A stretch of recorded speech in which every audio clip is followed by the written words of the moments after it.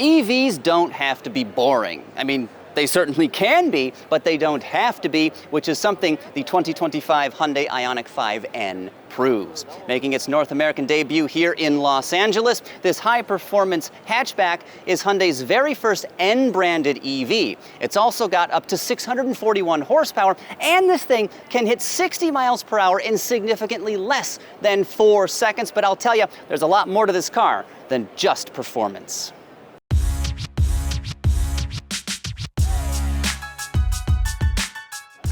Starting on the outside, you can see this is not your run-of-the-mill Ioniq 5. Up front, we can see there are lots of black accents, plus some vibrant orange to really liven things up. They've also changed the face of this vehicle to help improve cooling because, again, it is a very high-performance car. Then along the side, we've got forged 21-inch wheels wrapped in sticky Pirelli tires. There's also a unique spoiler at the back. Now, of course, this car does have a few dimensional changes as well. It sits about 0.79 inches closer to the ground. It's roughly 2 inches wider at the base to accommodate those fat tires. And then the overall length has been extended by roughly 3.2 inches thanks to the rear diffuser. This vehicle has a dual-motor, all-wheel drive powertrain, but more on that in just a minute. Of course, driving fun is the focus of the Hyundai Ioniq 5N, and to deliver that, you need a very strong foundation, so engineers have strengthened the body of this vehicle by adding some 42 additional weld points, as well as 7 additional feet of structural adhesive. Now, beyond that, they've also reinforced the battery and motor mounting points, plus they've strengthened the steering system and even retuned it. Helping you stay in control, this car has Hyundai's most powerful braking system ever. Up front, you'll find 15.75-inch front rotors that are clamped by beefy 4-piston calipers. And then, of course, at the rear, we have 14.2-inch discs, again, to help eliminate speed when you're driving in anger. Now, beyond all of that, the Ioniq 5N also has something called N-Brake Regen, which is a track-tested feature that provides up to 0.6 Gs of deceleration, so it can really help slow the car down. It will preserve the friction brakes when you're driving on track, and of course, it helps put a lot more power back into the battery pack. But up next, I'll tell you about this car's performance stats, though first we've got to hear a message from our sponsor. Shopping for a new Hyundai EV can be exciting until you realize you need an electrical service upgrade to run the charger. Or do you? The EV charger with load management from Emporia eliminates this potentially pricey pain point. You see, the system includes a View energy monitor that mounts inside your electrical panel and intelligently tracks how much power you're using. This setup can then adjust how much juice your Emporia charger draws, so you never exceed your electrical panel's rating, even if your oven, water heater, and air conditioner are all running at the same time. Basically, this lets you have your cake and eat it too. That is, charge an EV at home without having to upgrade your electrical service. The View Energy Monitor also lets you keep tabs on up to 16 separate circuits, allowing you to track energy consumption 24/7 from a simple smartphone app.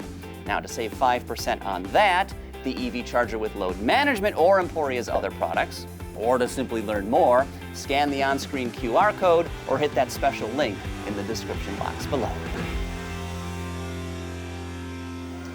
And we are back. When it comes to driving fun, this Ioniq 5N should not disappoint. When the boost mode is engaged, which will last for 10 seconds, it gets you up to 641 horsepower, which is enough to move you from 0 to 60 miles per hour in an oddly specific 3.25 seconds. But regardless, that's practically warp drive. As for the top speed, VMAX here should be 162 miles per hour.